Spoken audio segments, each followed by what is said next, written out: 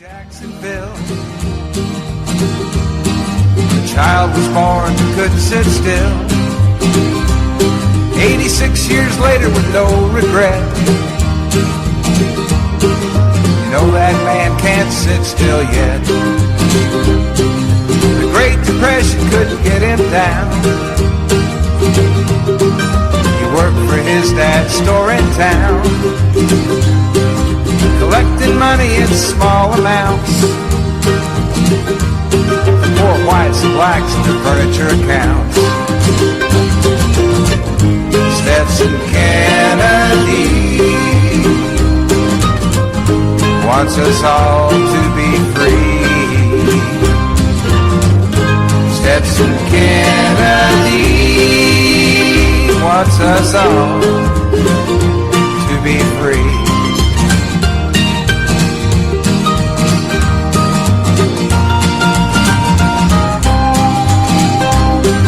As he'd collect, he'd talk to folks. He'd hear legends, tales, songs, and jokes. Now this fine treasure he'd record and write. He was colorblind, didn't see black and white. Writer's project for the WPA. Zora Neale Hurston, he earned his pay. Crackers and blacks, they talk for hours. It was a barefoot history of this land of flowers. This is The Week That Was from WBRN Radio and on the Boston Red Network. Happy Cinco de Mayo to all out there. This is the Independence Day. It's celebrated by Mexican Americans here in the U.S., Cinco de Mayo. Nonetheless,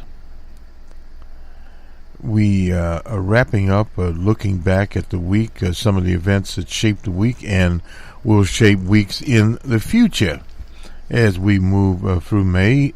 So recapping what we've done here at WBRN on the Boston Red Network, we did a special May Day presentation, and we also looked at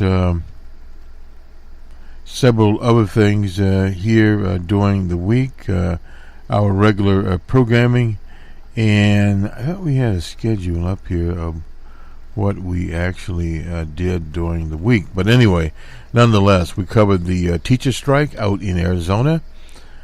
The governor signed a bill there in Arizona, Governor Ducey, for a 20% raise for teachers over a 2-year period into 2020. It was not a completely satisfactory contract, but it was a contract. The Arizona teachers and Red for Education stood very firm. They had a 6-day strike out there. They started on a Friday and ended actually on late Thursday night. Schools, some schools started back on Friday, and others will, of course, start back on Monday. But the problem in Arizona was, sorry about the infinitive there, a decade-long, a 10-year neglect of education at state. Now, this is a culmination of a lack of public focus on education in many states. West Virginia suffered there, the Commonwealth of Kentucky, I should have said the Commonwealth of West Virginia also, and Oklahoma. Now, one thing characterized all of these states, particularly Oklahoma, as with Arizona, low taxation. And low taxation, many of the states are experimenting with that particular avenue. In other words, you cut the taxes on people and cut the taxes on firstly corporations. That's the Trump stratagem. But what happens there is you don't really take care of the basic things, education, health care, the same thing suffering nationally. And that over a period of years does catch up with the economy and infrastructure. You can't do infrastructure, you can't do health care, you can't do education when you're continually cutting your budget. It doesn't work out. So what happens there is you're weakening future economic development, because a country that does not have a healthcare program that is in tatters will not have a healthy population. And a country that's abandoned its education system, that happened under Ronald Reagan out of California in the 80s, when teachers lost their jobs, cutbacks in education, etc., went into the 90s. But there was still enough baby boomers around in the 90s to power the so-called Clinton jobs program. And later in the 90s, the dot-com boom.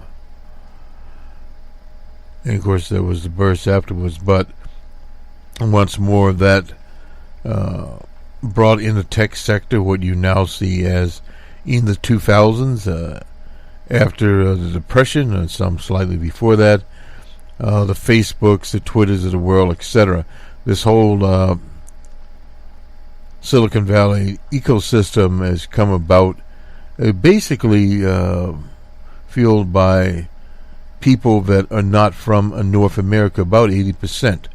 So that sort of tells you what's happening here in the U.S., in particular with the education system.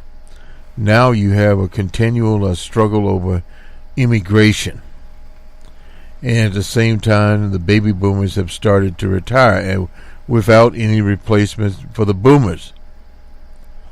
It would go to the millennium people, and where they are in the scheme of things. The education system is producing less and less now, and much of what they're producing is inferior. So those are some of the questions that the U.S. is facing, and it crosses into the body politic. Let me go to Los Angeles here. All the immigrants in what they call a caravan, that is nothing more than a number of people coming to the U.S. to seek asylum. This is from the Los Angeles Times. Mr. Solis and Mr. Hernandez, David Hernandez, on the 4th of May. The latest group of asylum seekers are from Central America. The caravan crossed into the U.S. on Friday morning. A little after 9 a.m., a group of about 70 walked into U.S. port of entry as friends waved goodbye. Those people stayed in Mexico. Since arriving in Tijuana on Sunday, approximately 228 members of the caravan have entered the U.S. to ask for asylum. Just because they entered the country doesn't mean they all will stay. The asylum process takes months, if not years, a complete application from Honduras, Guatemala, and El Salvador have high denial rates, as asylum seekers left their makeshift tent city a few feet from the border. Those who chose to stay in Mexico packed up. And they named some people here, won't go through that, but Marco Mija, anyway, 35, El Salvador, joined the caravan at the beginning of at the Guatemala-Mexican border. He hoped to cross into the U.S. With his wife, but decided not to go after the lawyer told him he had a weak case.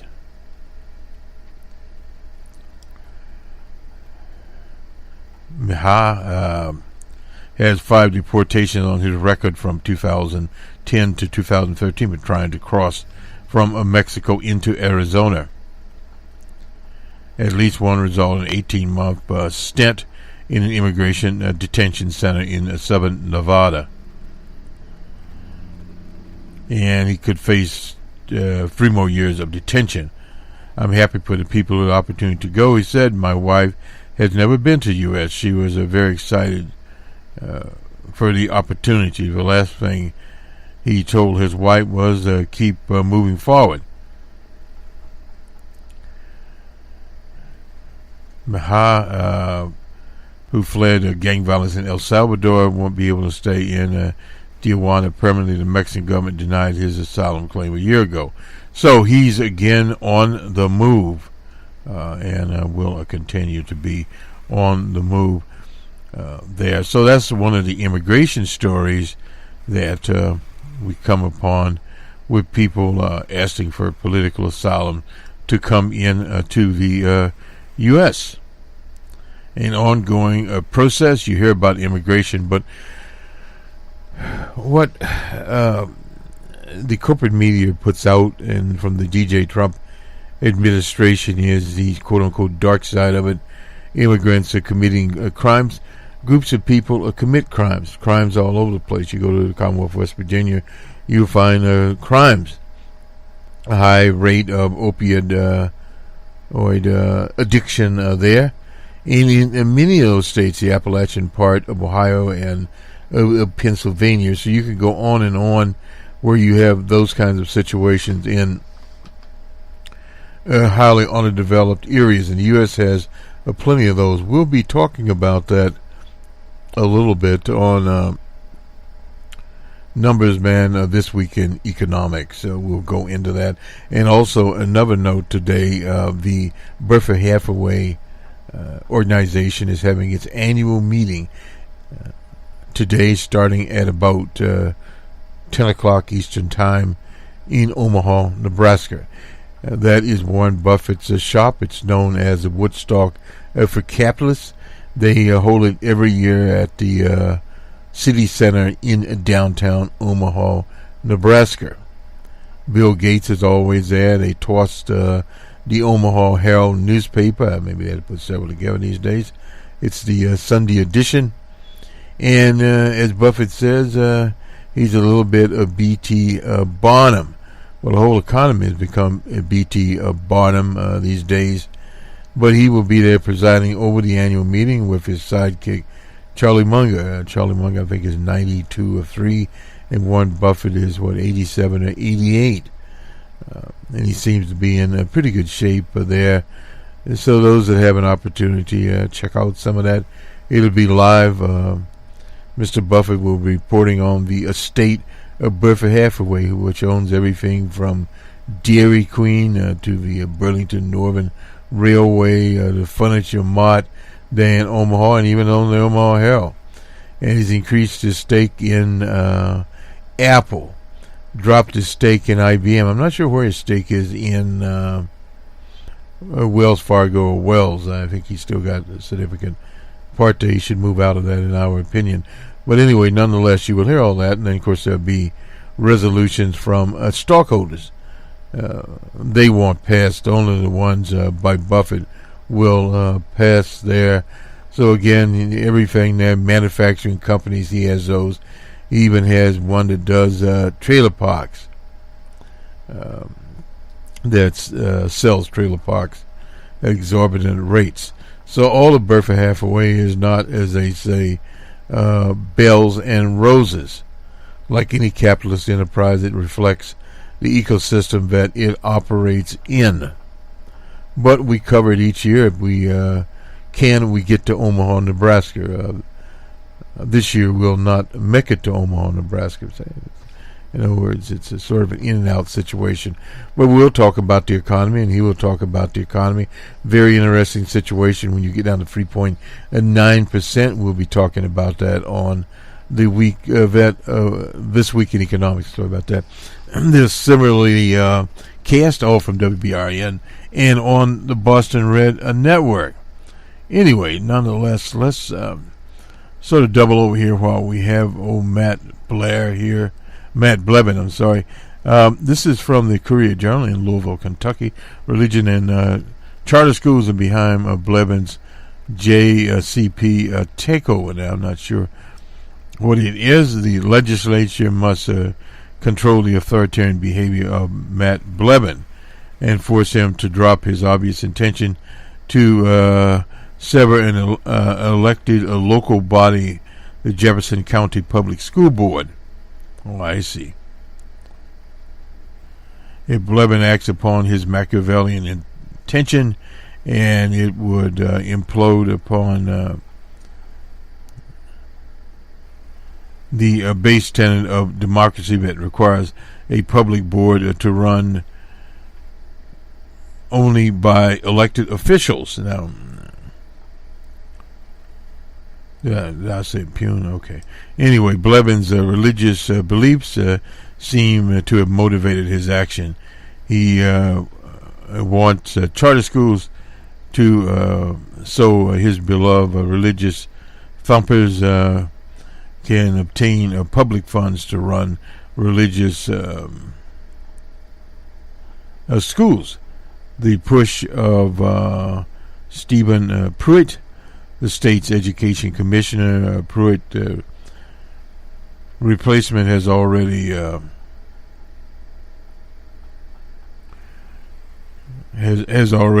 trucked to Blevin. Anyway, Blevin seems to be paving the ground for religious groups to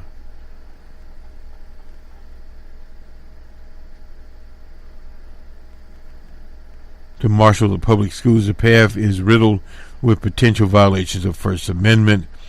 That concept of public schools must be must not have imprints of religion on them. There, the other hazard extends in the form of authoritarianism, which Blevin's intention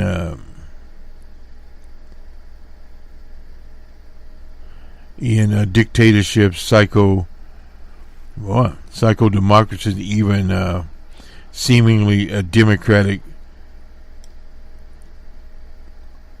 dispositions in which democracy has not taken strong roots. There extends tendencies of a higher level of government to usurp the will of the electorate at a lower level of government. So this is some of it going on. This is a Courier editorial here, quite obviously, and I'll finish this up. The good news is that many of the teachers and educators friendly candidates are running for the Kentucky legislature this year. Let's elect them. If the governor persists with this religious induced authoritarianism, I hope the legislators from both parties will be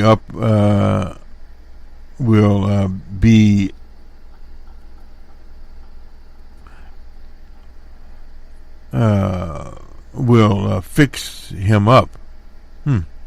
If they don't, I hope the voters will teach them a lesson this year and elect this year's election, and then in the rest of the year's gubernatorial election next year. They say Blevin might run for the U.S. Senate in 2020. Well, get rid of him there. He will be moving on someplace else. So this is a guest commentator. Looks like Malik. Anyway, this is what can happen, and Blevin has a pink blazer on here. It looks like it's pink. I see. He was at Churchill Downs. There in Louisville, Kentucky. Interesting character there. Blevin has been around. He ran as independent, and he moderated his views. Now he's a Republican, jumped on the Trump bandwagon.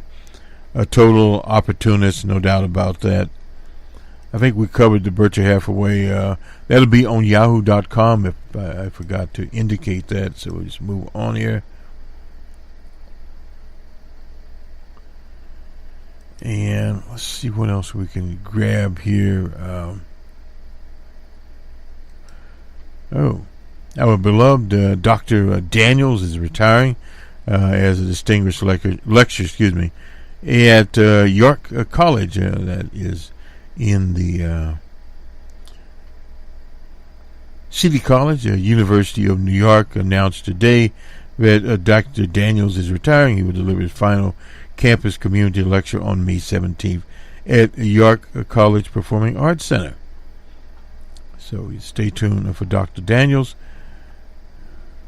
In 2015, he led a pilgrimage of 48 students, faculty, and staff to participate in the 50th anniversary of the Selma to Montgomery March, which prompted President Lyndon Johnson to sign the Voting Rights Act of 1975. The pilgrimage to Selma was my crowning achievement, Dr. Daniels commented when he reflected on his extraordinary experiences prior to being appointed distinguished lecturer at York College. Dr. Daniels served as the first African-American executive director of the Center for Constitutional Rights. That was 1993 to 2005. He was executive director of the Rainbow Coalition and deputy campaign manager for the 1988 Jesse Jackson campaign. He had teaching positions at Youngstown University, Kent State.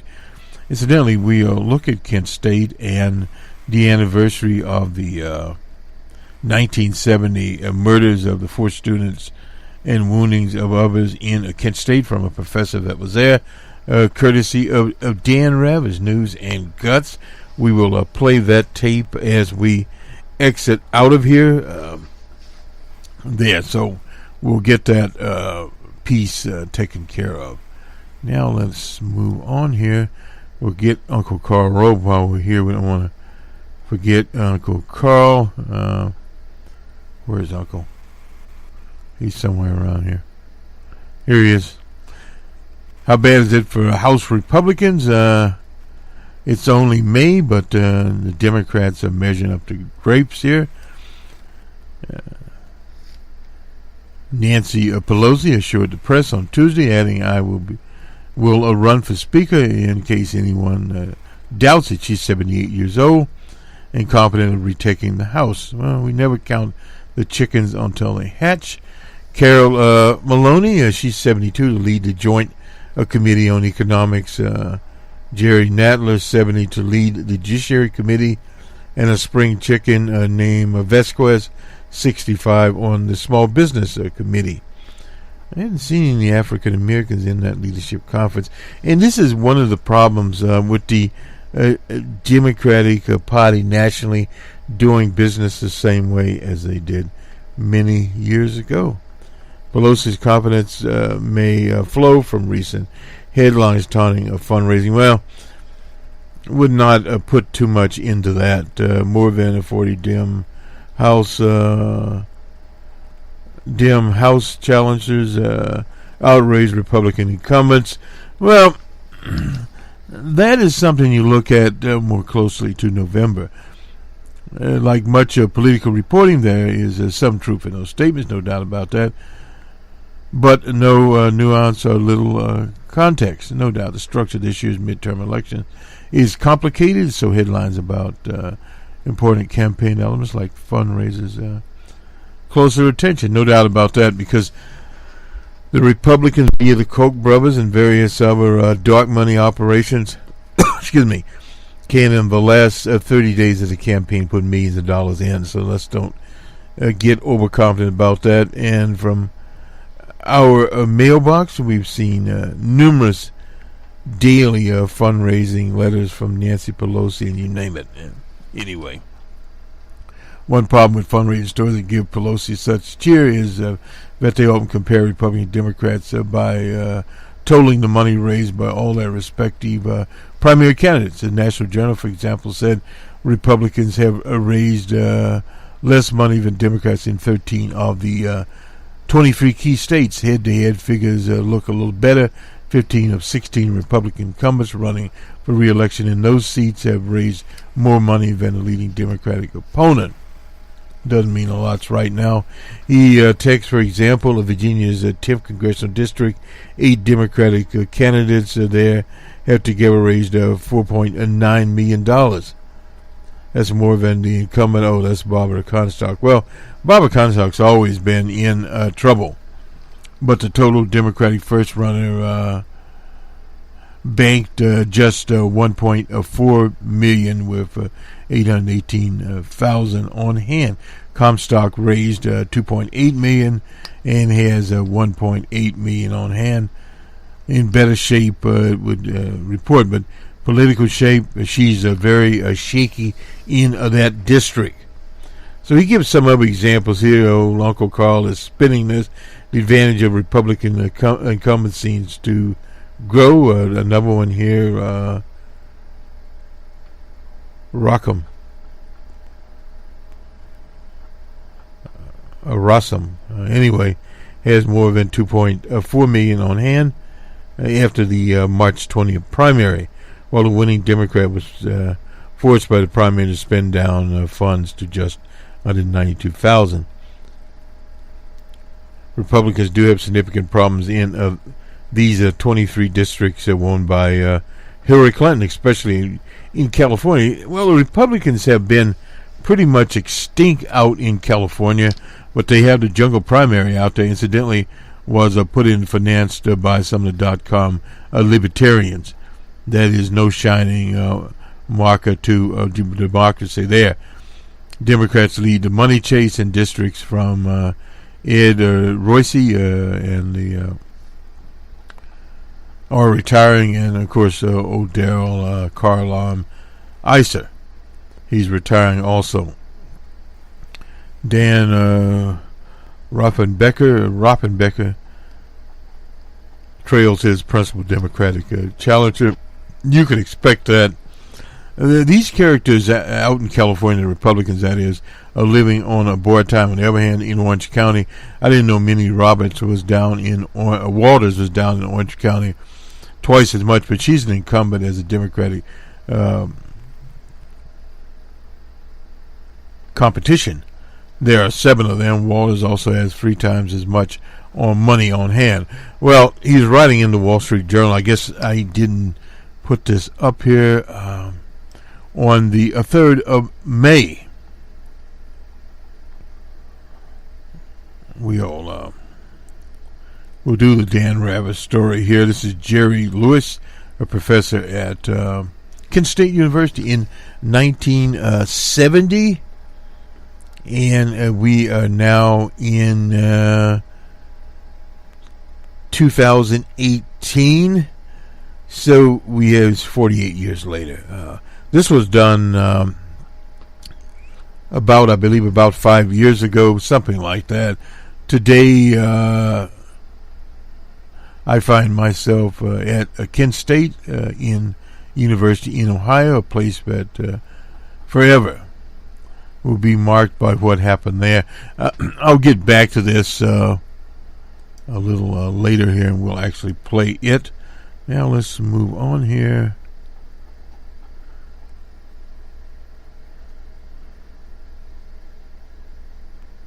And let's see. I think we'll do some of the current stuff, and then we'll go and do the sports, because we have to have room for Dan Rava, and we're pushing up to the 30-minute mark here. So let me just check the Washington Post, and we had a Reuters story here. Let me just before I forget it here. The judge questions Mueller's power in the Russian probe. Here's a headline from the Reuters people. The Iowa governor signed the so-called heartbeat bill. We talked about that from the Des Moines registry there. And NSA triples collection of U.S. phone and records. That's from an official report. We'll take a look at that. And in another development here, since the ISIS hoax has, as they say, been ratcheted down, now the Navy is reestablishing a second fleet to come up on the Russian hoax. So in other words, the military the industrial complex is always busy. But we'll get this NSA spy story in here. The National Security Agency collected 534 million records of phone calls and text messages of Americans last year, more than tripled gathered in 2016. Shows a picture of the NSA. The sharp increase from 151 million occurred during the second full year of the new surveillance system established at the spy agency. That was the law that was passed in 2015. Spikes in collection of calls coincided with an increase reported on Friday across other surveillance methods, raising questions for some privacy advocates who are concerned about the potential of government overreaching and intrusion in the lives of American citizens. No doubt, the 2017 call records tally remains less than an established billion records collected per day under the NSA's old bulk surveillance operation there was exposed by national hero Mr. Edward Snowden. The records collected by the NSA include numbers and times of calls or text messages. Beware of that out there for people that like to text, because much of that information does not necessarily have to do with security. What that means is, I've heard people say, well, I'm not on Twitter or Facebook, but they are texting, and therefore those records are scooped up. The government has not altered the manner in which it uses its authority to obtain all call details. That's from Timothy Barnett, a spokesman for the Office of the Director of the National Intelligence, which released the annual report. And the intelligence community transparency is yet to extend to explaining the dramatic increase in their collections. Now that is from Robin Green, a policy counsel at the Washington-based Open Technology Institute. They focus on these issues. So the figure increased to 129,080 in 2017 from 106,469 in 2016, report said, and is up from 89,000 targets in 2013. So on they go, as one would say. Nothing has stopped there. The spying has enhanced. And when you have a right of center government like we do now under a DJ Trump, you will have that enhancement. There's no doubt about that. You had enhancement under Barack Obama. So in other words, that is the merry way. And one of the things to remember now about this so-called spy program, that is an offshoot that's created by Wilsonian foreign policy, a racist foreign policy. So what we have is policies that have morphed out of the 40s during the Great War, and continued in the 50s under the witch hunts of Joe McCarthy, and into the 60s, and definitely into the 60s, into the 70s with the emergence of Tricky Dick. And in the 80s with Reagan, not as much there. Reagan was more on the economy. But again, this was a chipping away at civil rights and privacy. But we've seen much more of a chipping away since this DJ Trump operation have come in.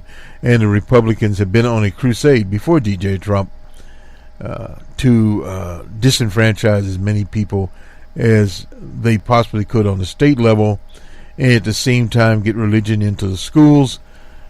And on the state level, the Koch brothers have worked through their various front groups to do these things. Alex is one. These model legislations there. In Iowa, we see the heartbeat legislation. Many states have joined in the so-called anti-abortion crusade. But what is behind the anti-abortion crusade? It's very simple. Destroy as many of the rights that women enjoy and the status of women within the society. So it goes much beyond the so-called abortion situation. It goes into the public schools, where some are not wanting to teach sex education, but just abstinence. That's nuts. And then we don't have to say much more about that. We'll talk more about Mueller's situation here and the judge that brought it about. Let's go to the Washington Post here quickly before we do sports. Big headline here.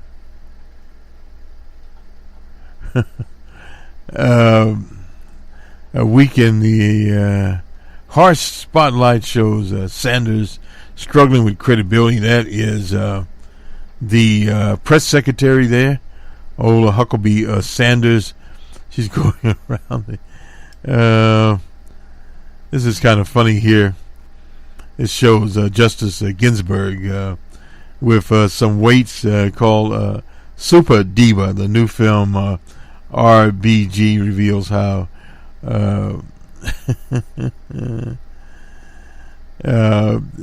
Ruth Bader Ginsburg became a me. And anyway, has always been recognized as big in the brain department, underscored in the underserved in the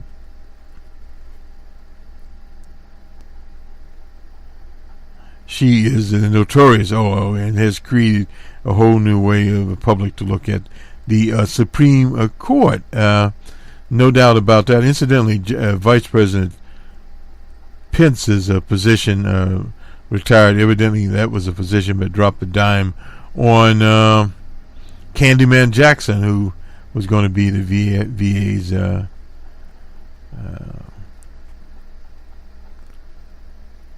director under Jennifer Pena. She raised concerns, and evidently she's out of the ball game there. Look quickly at the film here. The notorious BRG and the Me. Anyway, this is a new documentary here, and her granddaughter Claire Serper, I suppose, are looking over a scrapbook of her late husband Martin, put together for her. Martin's idea was to solicit letters from his wife's admirers on the occasion of her 50th birthday. Own submissions there. Anyway, just a little bit of this. Now the notorious RBG and has created a whole new way for public to look at the Supreme Court. The documentary adds to the fame. Ginsburg without photoshopped sunglasses and a crown fueled a revolution with lawsuits instead of protests. Anyway, Ginsburg is too eagerly embraced this fame, has she?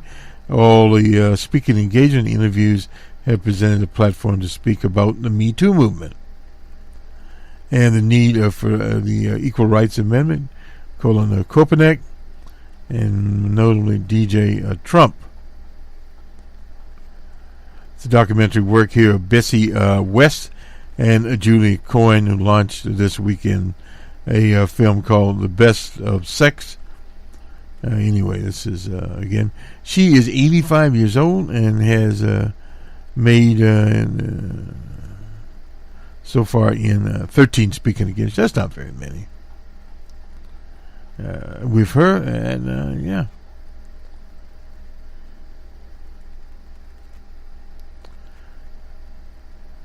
So about a husband here who she married very early in life, and that's basically the film.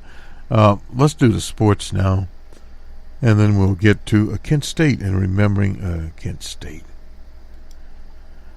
We'll start off here with the national basketball game. 2 games were played on the 4th. The Warriors were at the Pelicans, and the Pelicans pulled that one off 119-100. And the Rockets were at the Jazz. Rockets 113-92. Houston has tied the series 1-1. Both series are tied at 1-1 there. And we'll quickly do the hockey. The Lightning and Bruins. The Bruins lost that in overtime. 4-3 on the Lightning. The Tampa Bay Lightning and the Bruins. Evidently, the Lightning lead the series 3-1. The Sharks and the Golden Knights of Las Vegas. Golden Knights 5-3 over the San Jose Sharks. That's there. Anyway, let's do the baseball scores, something that we know here. The Orioles were in Oakland 6-4. The Angels were in Seattle and shut Seattle at 5-zip. Cleveland was in New York. In 7-6, the Yankees won that game, and Mr. Chapman got the save. The Phillies were in Washington. Nationals 7-3. The Marlins were in Cincinnati. The Reds 4-1 in that contest. The Rockies and Mets in New York. Rockies 8-1. Rockies playing 8-7. Sorry about that. Rockies been playing a pretty good ball. They have to score a little bit light there, and then they highlight the winner. Nonetheless, the Toronto was in Florida. Rays 6-2 in that contest. The Giants were in Atlanta and won a game, 9-4. The line score there. The Giants had 15 hits and 3 errors, and Atlanta 7 hits and no errors. The Red Sox were in Texas and won that game also, 5-1. Sox. And the Pirates and Brewers in Milwaukee. I guess the Brewers drank too much beer. The Pirates won the game 6-4. The Twins were on the south side of Chicago and actually won the game 6-4. The line score there. Twins 12 hits and 1 error, and the White Sox, 9 hits and no error. Not enough hits, I guess. The Tigers and Royals in Kansas City. Kansas City 4-2. The Cubs and Cardinals, a classic match down in St. Louis. Let's see. Cardinals 3-2. And that series continues through the weekend here. The Dodgers and Padres in San Diego, and Dodgers shut out the Padres 4-0. The Astros and D-backs in Arizona. Astros 8-0 there, and the Astros had 14 hits, no errors, and the D-backs had 1 hit, and that was it. Mr. Cole was the winner. Anyway, that does it for the sports. Let's go to Dan Raver's report on the massacre at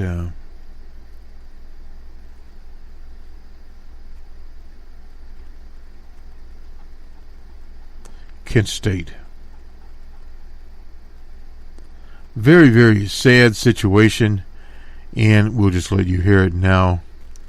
Dan Raver reporting about 5 or 6 years ago. Here we go.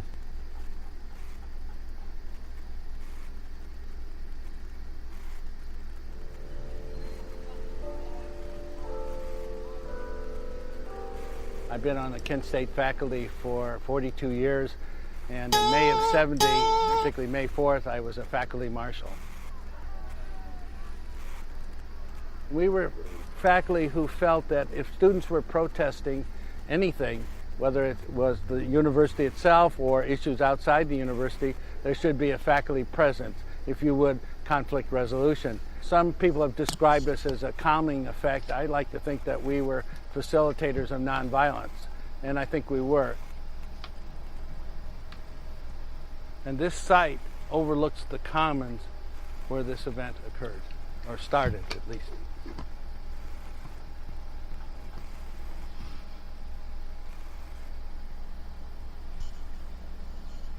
There were 3 basic groups. There were the activists around the bell, and the bell was ringing. The National Guard was way over in the We'll other place side. a link, incidentally, to And Dan closer Raver's News and around the Guts hill page where you can were actually what I see call the cheerleaders the who were professor acting for the support pointing of the here. active corps, and all the rest were the observers all the way around, including over on the tennis court.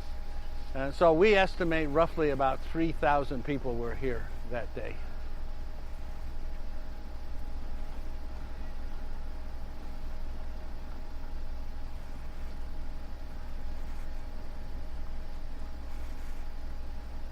In 70, this is where the demonstrations would be held. So it began ringing quite early, roughly around 11 o'clock.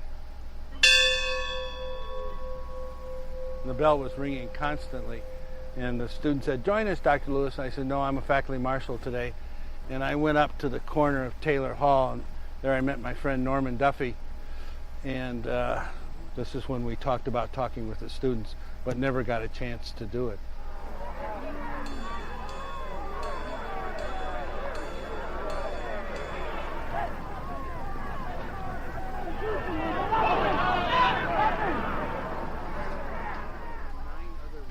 I have a scholarly life and a teaching life.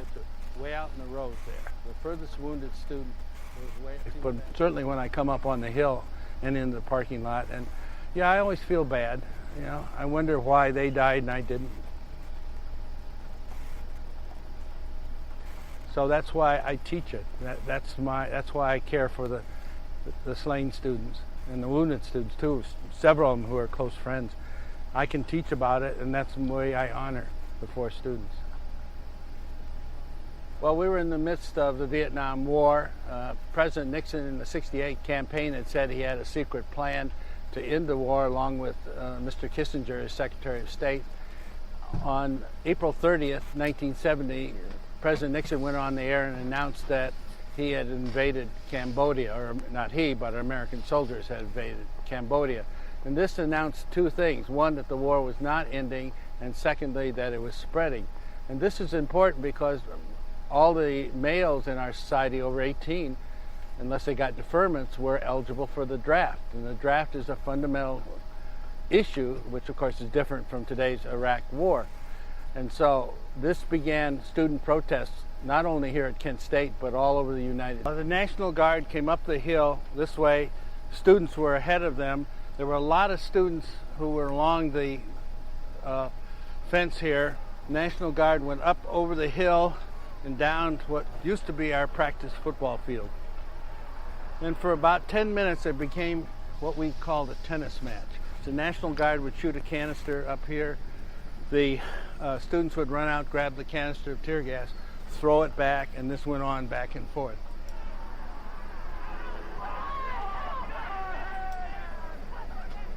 Well, the chanting was going on primarily from here. The cheerleaders were supporting the active corps. They were chanting, "Pigs off campus, pigs off campus. We don't want 1, 2, 3, 4. We don't want your fucking war." The traditional anti-war chants that occurred. But it was clear to me, and later I found even more dramatic when I did my research, that many of the students felt this was an anti-guard rally rather than an anti-war rally. And there's a real difference there. And in fact, one of the Guard generals testified that he was surprised at the hostility towards the Guard. Easy, easy. Watch how you board. Guy tried to kill me. Yeah. Good job.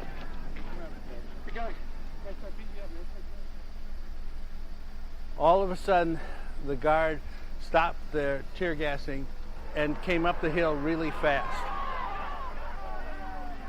There were approximately 71 Guardsmen over the hill in 2 rows. All the Guard were coming up the hill like this. The right rear echelon, when they got to about here, roughly 8 to 10 soldiers, when they got to about here, they came, they turned, stepped forward, and fired.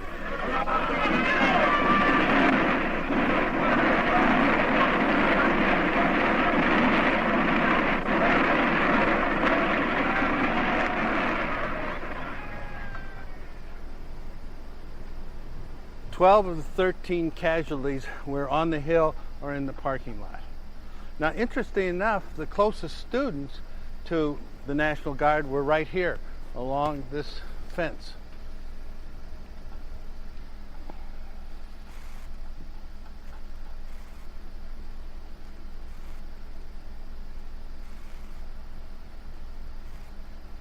The closest wounded student was Joseph Lewis, and he was standing right here, and he gave an obscene gesture, and he was shot twice by 2 different guardsmen.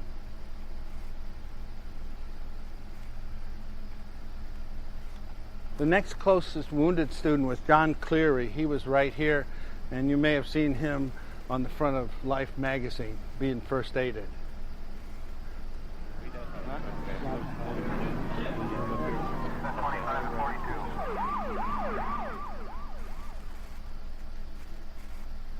Now, if you have any doubt what a bullet does to flesh, this is what it does to steel. Ironically, the National Guard created its own memorial, and the local artist Donald Drum has refused to fix the hole in the statue.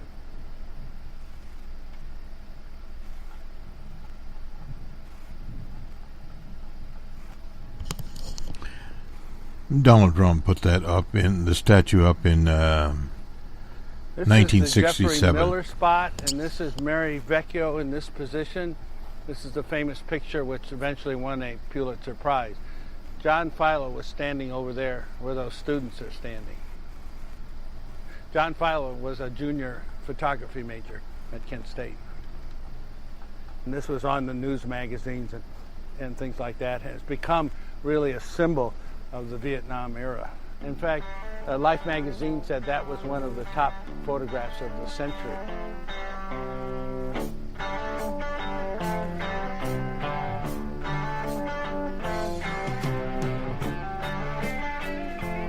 And I always thought the title of the song was For Dead in Ohio, but in fact I saw the original manuscript at the Rock and Roll Museum in Cleveland, and it is called Ohio. 10 soldiers and Nixon's coming. We're finally on our own. This summer I hear the drumming. For dead in Ohio. I think it was Neil Young who wrote it, and he wrote it in a half hour. It's very short, but very powerful. I always thought it was played just around this time, but it's played on rock stations all through the year. Wanna give you her and find her dead on the ground. How can you run when we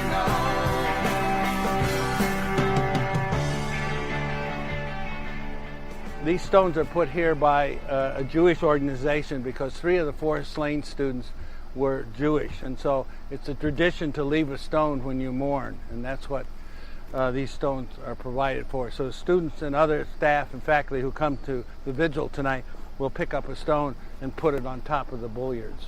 Yaseh shalom, Yaseh shalom, shalom aleinu v'yavo Yisrael.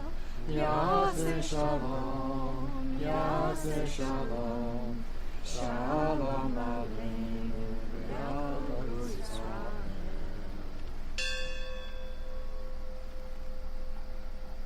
Jeffrey Miller, and the date May 4, 1970.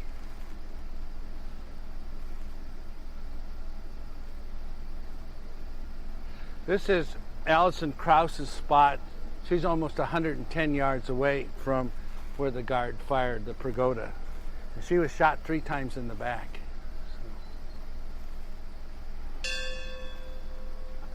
She was just here, we understand, to get away from the tear gas. She had been fairly active in the demonstration. In fact, she had been standing right next to Jeffrey Miller. This is William Schroeder's spot. He was an ROTC student and was just an observer for the demonstration. What this represents is a permanent vigil for the 4 students who were killed. These six Bullards guard. When Jane Fonda came out here, I showed her these areas. Of course, the markers weren't here, and I said, she started crying and said, "These children, this shouldn't have happened." And it shouldn't have happened. This is Sandy Scheuer's spot. If there's a tragedy within a tragedy, it's Sandy Scheuer, because she was on her way to class and was only here to avoid the tear gas. She was not part of the demonstration at all. Further, her parents' wedding anniversary is May 4th, and so the last thing they got from Sandy was an anniversary card.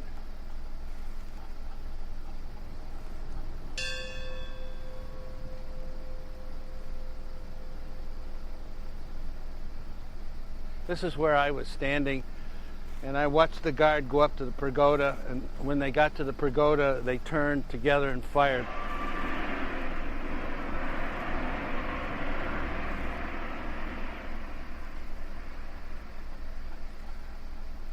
Having been in the Army, I knew they were real bullets because I saw the smoke, so I dove for cover behind that tree over there. I was on the ground fast enough that the firing went on. And then I came up and moved up close to the parking lot, and a student came up to me and said, "Dr. Lewis, those were blanks, weren't they?" And I realized what the students were thinking, that blanks had been fired. So I began to run around here saying, "I'm Dr. Lewis, those are real bullets, you must leave."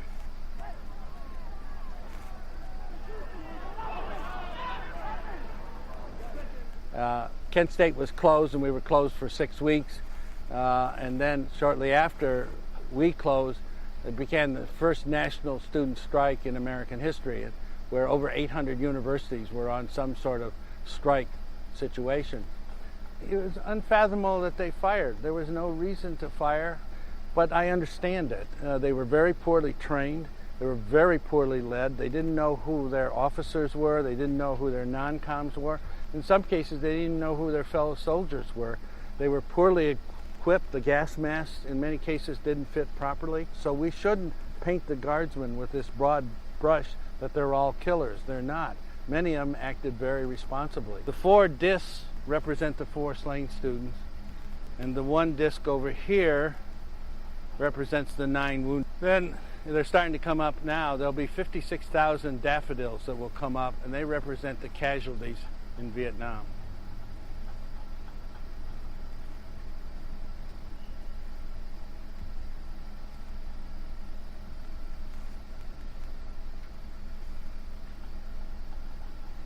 As with any tragedy, you have a whole range of responses, but I would say the median response, if you would, was how could this happen on a college campus? It just wasn't supposed to happen on a college campus.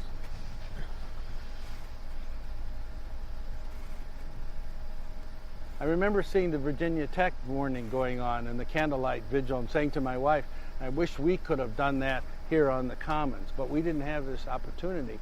And indeed, some people didn't really grieve until the next May 4th with what became our annual vigil and walk.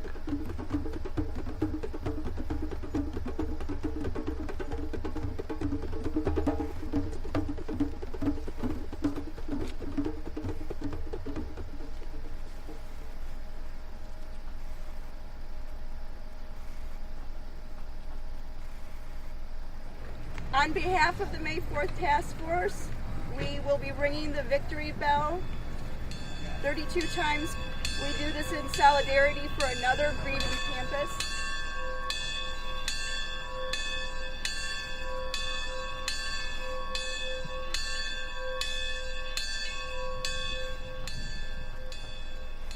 I think today's student is less socially concerned than the child of the 60s. I would like today's students and generations of students in the future to do what the memorial says: inquire, learn. That was from Dan That's his Ravi's donkey. News and Guts. And the situation is, in Ohio in 1970, one has to understand the Vietnam War. When those of us that first started demonstrating, there were few. But the demonstrations got larger, and larger. And then we had rebellions across America. And the Republican Party, in 1968, with their Southern strategy, basically the same characters that elected DJ Trump, used racism as a tool. And now that backdrop was with the Vietnam War, with a tool called the Wilsonian foreign policy, which is a racist foreign policy that LBJ inherited. So don't blame LBJ for all of this. But because of that backlash it created, particularly in the working class, and these National Guard types pretty much came out of the working class. So when you ferment hate like that, this was why the students were mercifully murdered at Kent State. And as Professor Lewis said, Dr. Lewis, the problem was the Guard had poor leadership, poor equipment. And in those days, the National Guard, because they had a military literally in a war or a conflict, so the National Guard was a secondary. They had the leftover equipment, and many of the people in the National Guard were only in the National Guard to avoid going to Vietnam. That was the reason they were there.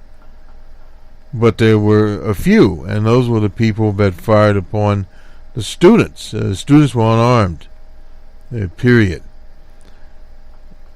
And that tragic day, and then across the U.S., those of us in universities were out in the streets on strikes, demonstrations, some teach-ins, etc. So people became highly motivated, no doubt about that, in 1970. So we're looking at 48 years ago, a long time ago, and Professor Lewis again commenting on the apathy of students. Now this was made about 5 years ago, so then, or maybe 6 years ago.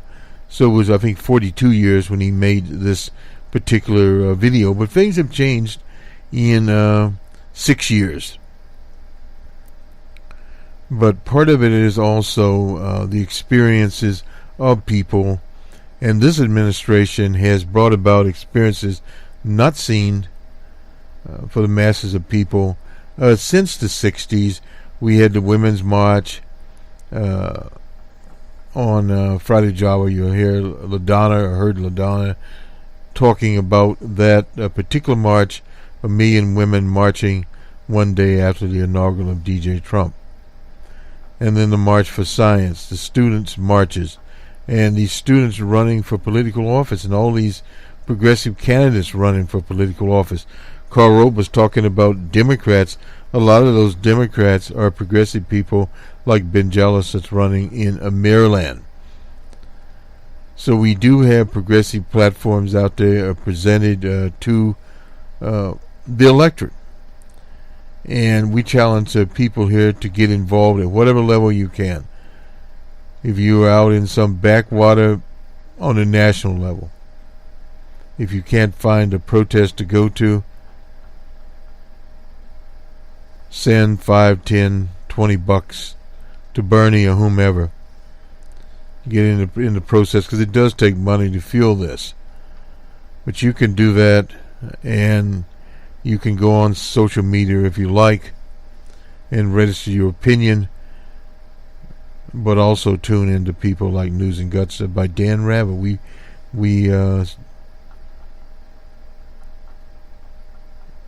put it in our spotlight where we promote it. I suppose you'd call sponsor it, in the sense that we promote News and Guts. And it is a good thing. And also Dr. Reich at Berkeley. And we promote the writings of Ishmael Reed. He is the satirist, poet, playwright par excellence out of Oakland, and he taught for many years at Berkeley and various other universities across North America and the world. So we promote progressive people, and of course with the Bernie Sanders movement. This will do it for us. On Numbers Man, we'll be talking about the economy. We'll also be covering the Woodstock for Capitalists in Omaha, Nebraska. We'll cover that. And on Monday, we'll have the Monday Morning Quarterback. And no doubt we'll be talking about the Mueller investigation. But that's secondary. We need to start getting a much more clear picture of what is going on out there, like the Second Fleet and a restart of some quote-unquote Cold War. Have a good weekend, everyone, and we'll talk to you on the Monday Morning Quarterback. I think we'll have some special Sunday programming. Not certain on this. We've been working on something on the entertainer Keely West. Has now become somewhat of a philosopher / distraction, part of the Kardashian clan.